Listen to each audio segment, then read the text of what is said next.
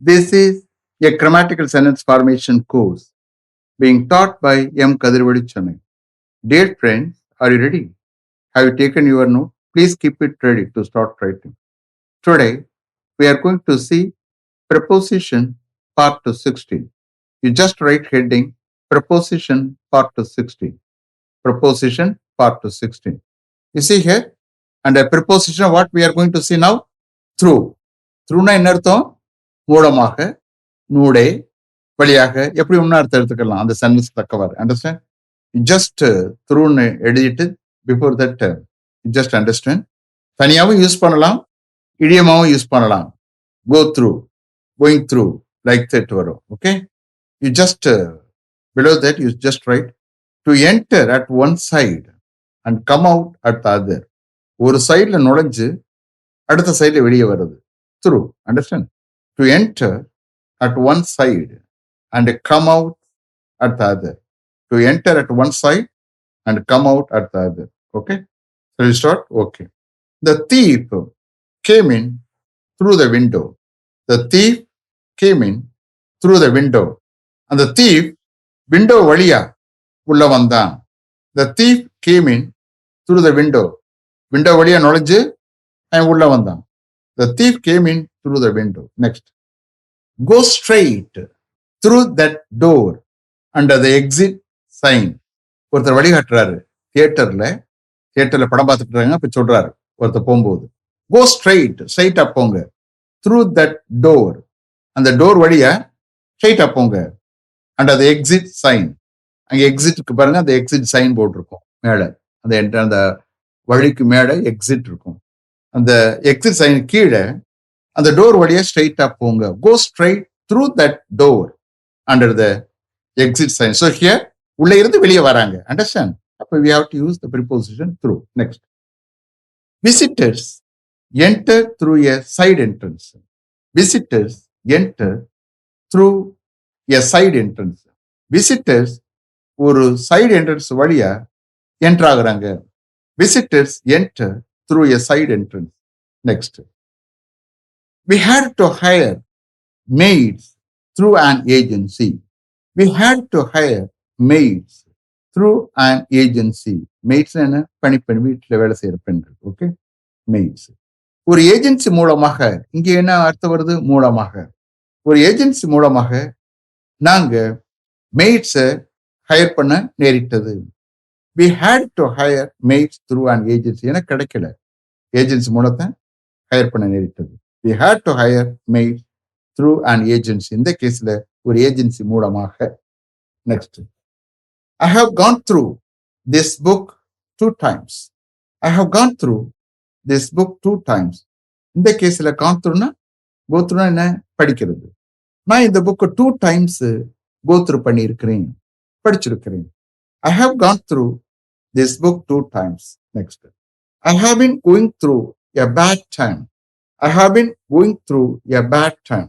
ஒரு பேட் டைத்தை நாங்க கடந்து போய்கிட்டு இருக்கோம், அனுபவிச்சுக்கிட்டு இருக்கோம். எப்படி ஒன்னு அர்த்தம் எடுத்துக்கலாம்? We have been going through a bad time. Next. Go through this gate and you will see the house on your left. Go through this gate and you will see the house on your left. Go through this gate என்ன? இந்த gate வழியாக போங்க. Go through this gate and you will see the house on your left. உங்க left சைட்ல நீங்க அந்த ஹவுஸை பார்ப்பீங்க. Go through this gate and you will see the house on your left. Then you can achieve success through hard work. You can achieve success through hard work. Hard work மூலமாக நீங்க சக்சஸை, வெற்றியை achieve பண்ண முடியும். You can achieve success through hard work. அப்ப இந்த கேஸ்ல through hard work மூலமாக, வழின்னு எடுத்துடக்கூடாது, நெடுகன்னு எடுத்துடக்கூடாது. ஓகே, ஹார்ட் ஒர்க் மூலமாக அப்படின்னு எடுத்துருக்கணும். Then it was through him that I got the job. It was through him that I got the job. அவர் மூலமாகத்தான் எனக்கு அந்த ஜாப் கிடைச்சது. It was through him that I got the job. Is it clear? Have I written correctly? Okay. Next preposition around. Around என்ன? நம்மளை சுத்தி இருக்கிறது around. என்ன சொல்லலாம்? A close proximity. பிராக்கெட் எழுதிக்கிறேங்க. your close proximity, நம்மளை சுத்தி அருகாமையில். Okay, your close proximity. Shall we start? Okay.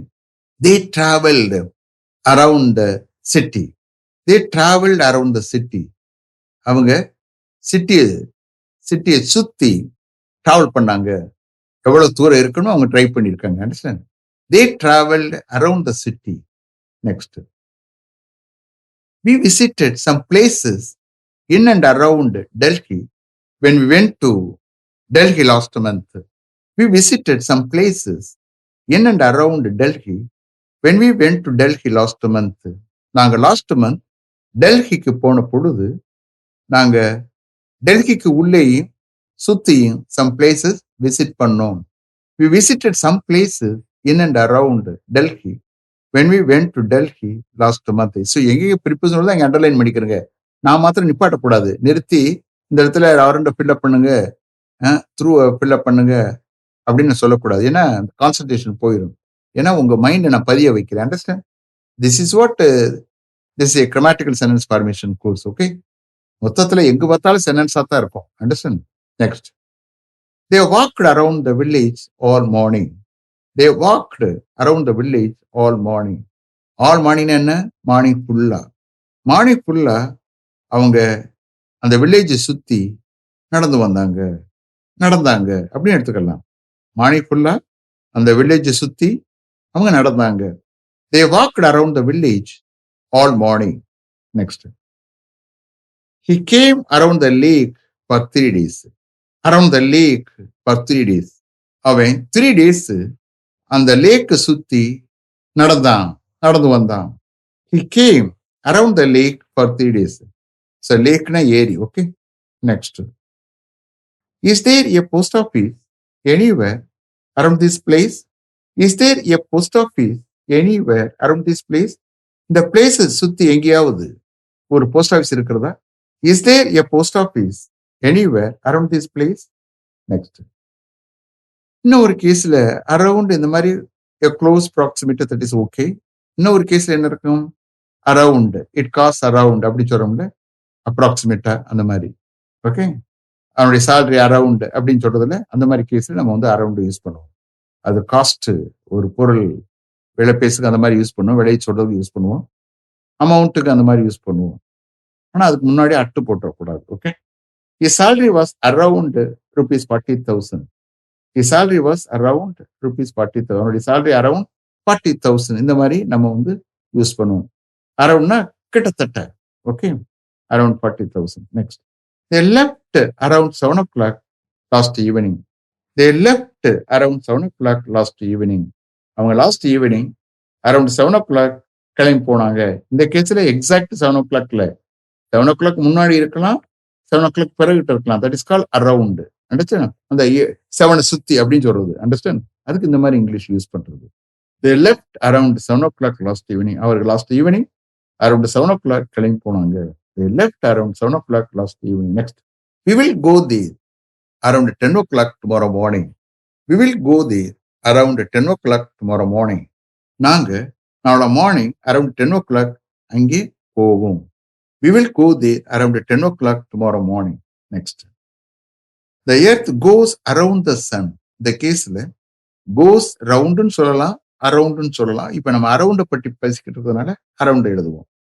the earth goes around the sun.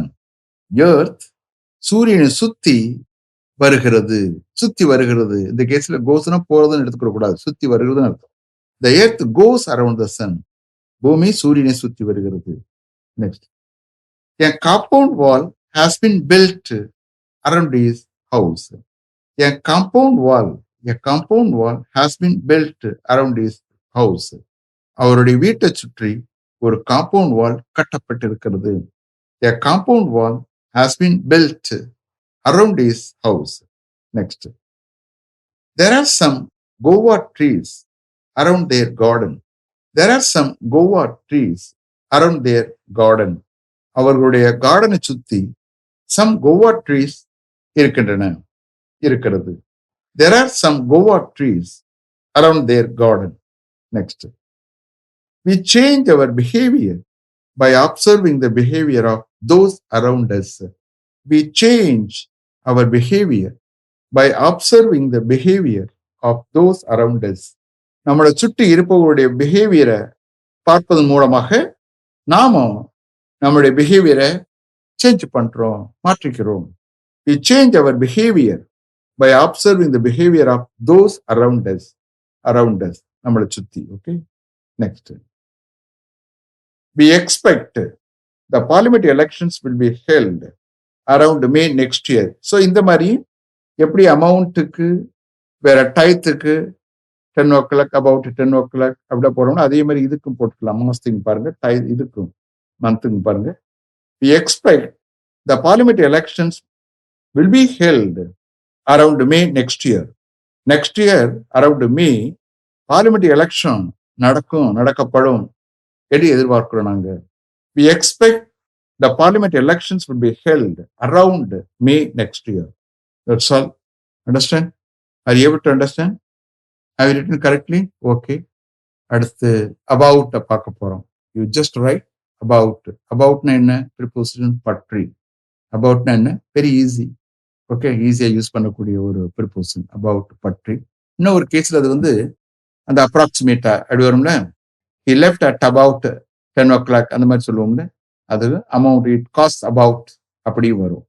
So ஒரு கேஸ்ல டைரக்டா பற்றி, அந்த மேட்டர் பற்றி, அவனை பற்றி, அவளை பற்றி, அந்த மாதிரி பற்றின்னு அது வரும். இன்னும் ஒரு கேஸ்ல இட் காஸ்ட் அபவுட் 500 rupees அந்த மாதிரி கேஸ்ல அபவுட் வரும். இன்னும் ஒரு கேஸ்ல டிஸ்டர்ப்டு ஆக்டிவிட்டி, சுத்தி திரியிறது, அலையிறது, எந்த வித இது இல்லாம அப்படியே டிஸ்டர்ப்டா திரியுது, அந்த கேஸுக்கும் அபவுட் யூஸ் பண்றது உண்டு. பட் அதிகமா அது யூஸ் பண்ண மாட்டோம், மற்ற கேஸ் யூஸ் பண்ணுவோம். Okay, shall we start? Okay. I talked to the manager about the matter yesterday. I talked to the manager about the matter yesterday. நேற்று அந்த மேட்டர் பற்றி நான் மேனேஜரிடம் பேசினேன். I talked அப்படித்தான், ஆனா உச்சரிக்கும் போது அந்த ஈடி சவுண்டு வராம நம்ம சொன்னாத பார்க்குறது நல்லா இருக்கும் இங்கிலீஷ். பட் ஈடி இருக்கு. Understand? I talk to the manager about the matter yesterday. நான் நேற்று அந்த மேட்டர் பற்றி மேனேஜரிடம் பேசினேன். அப்ப இந்த கேஸ்ல அபவுட் த மேட்டர், அந்த மேட்டர் பற்றி. Okay, so the matter noun. Okay, அதுக்கு முன்னாடி தான் preposition about. Then I don't know anything about him. I don't know anything about him.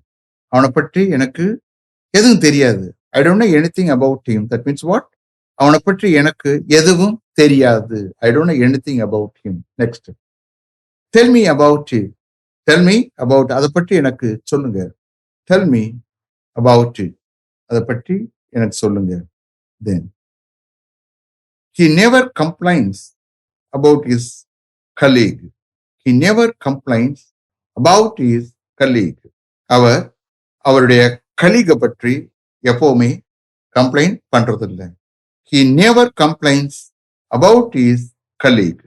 Next, he didn't tell me about her problem. He didn't tell me about her problem. அவருடைய ப்ராப்ளத்தை பற்றி எனக்கு அவன் சொல்லலை. He didn't tell me about her problem. Next, he came to my house this morning and told me about his sister. He came to my house this morning and told me about his sister. இன்னைக்கு morning அவன் என்னுடைய வீட்டுக்கு அவனுடைய sister பற்றி என்னிடம் கூறினான். He came to my house this morning and told me about his sister. இந்த வரிசையில last one, my sister knows a lot about his sister. My sister knows a lot about his sister. என்னுடைய சிஸ்டருக்கு அவனுடைய sister பற்றி நிறையவே தெரியும். My sister knows a lot about his sister. Okay, இப்ப பாருங்க, this costs about 500 rupees. It costs about 500 rupees. இந்த மாதிரி அமௌண்ட்டுக்கு முன்னாடி about யூஸ் பண்றது உண்டு. Okay, it costs about 500 rupees. Then he will come here at about 11 o'clock. He will come here at about 11 o'clock. அந்த கேஸ்ல கிட்டத்தட்ட அப்படி யூஸ் பண்றது உண்டு. He will come here at about 11 o'clock. Then the tickets cost about rupees 100 each. The tickets cost about rupees 100 each. Tickets 100 rupees each ticket cost வந்து 100 rupees. The tickets cost about rupees 100 each. Then இன்னொன்று என்ன சொல்லியிருக்கேன், a disturbed activity. A disturbed activity. இது அவ்வளவா நம்மளால use பண்ண முடியாது, use பண்ண மாட்டோம். இருந்தாலும் you please understand. Okay. They wandered about the town for 2 hours to find a hotel. They wandered about the town for 2 hours to find a hotel. ஒரு ஹோட்டலை காண பார்க்க 2 hours அவங்க அந்த டவுனை சுத்தி திரிஞ்சாங்க. They wandered about the town for 2 hours to find a hotel. Is it clear? Have I written correctly? Okay. Let me finish up to this level. Thank you very much for having attended this class continuously. If you like this course, if you are interested in attending this class, if it creates any positive vibration in your mind, please share with your friends and others. It will definitely, certainly, and surely make my dreams realized. I will meet you this time tomorrow. Until then, goodbye. M. Kadirvadu. Thank you.